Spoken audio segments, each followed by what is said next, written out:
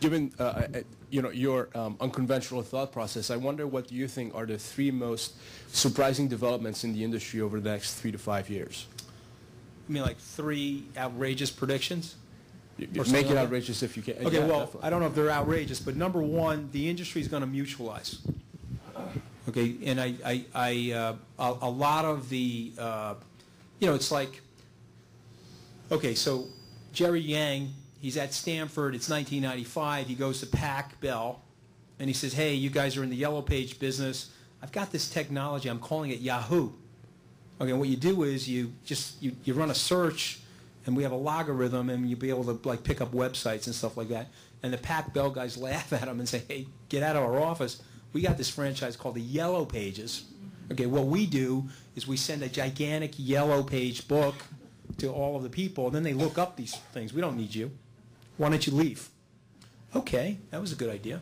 Okay, and so I tell that story because a lot of my contemporaries that have done phenomenally well, the Alpha 100, if they're not careful, they're going to miss this. Okay, because they can sniff around and act very sniffy and arrogant and say, I've got these I have these institutional investors. Why do I need doctors and dentists in my funds? Okay, but the truth is, we're going to have a mutualization of this business. Okay, SkyBridge has created this registered investment company. It's actually created by Citibank several years ago, but I see the opportunity in that, which is why I do a lot of television, because I want to create the exposure so that we can get the doctors and dentists in the business.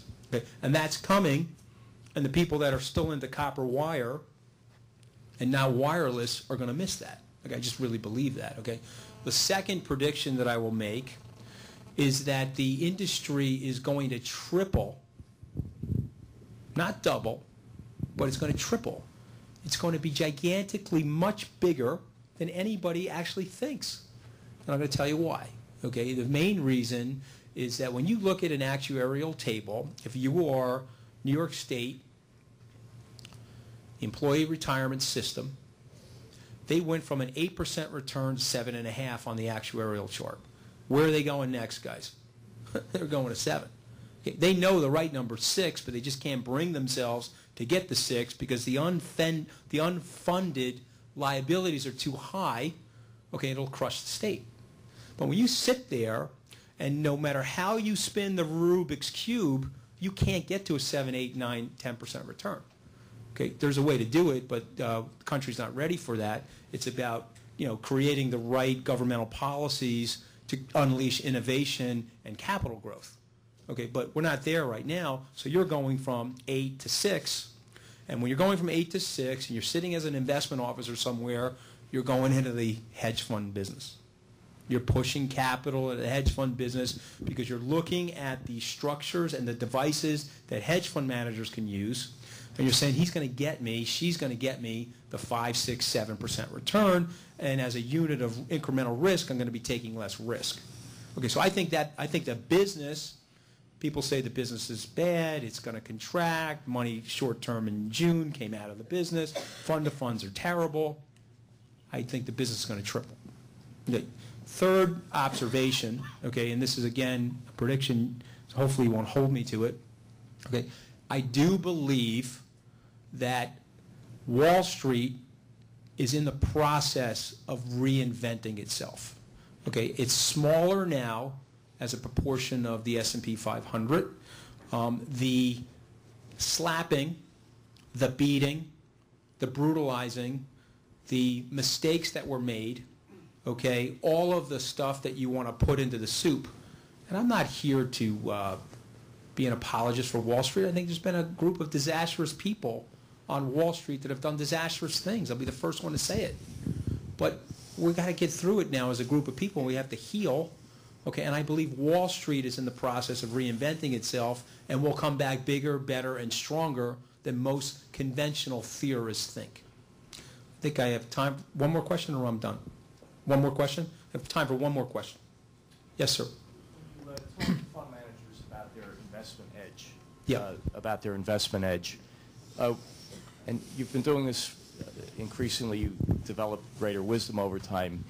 What types of edges are you excited about and that you find compelling and you feel good about as opposed to what types of edges, as described to you, fall a bit flat for you, don't resonate, and yeah, it's a really good question. I hope everybody heard it. Like, what are the edges? See, for me, it's like, my son is like a big rotisserie baseball guy, right? So he's looking at the statistics, and he's like horse trading the guys so he can maximize the statistics. But you can't do that in the hedge fund industry.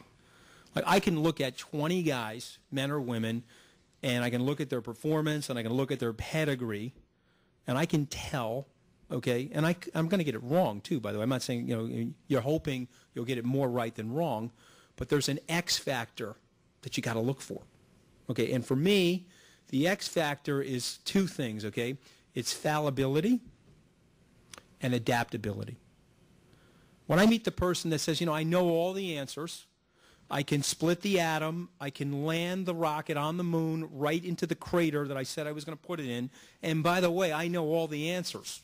Do you see the propeller spinning on the top of my head?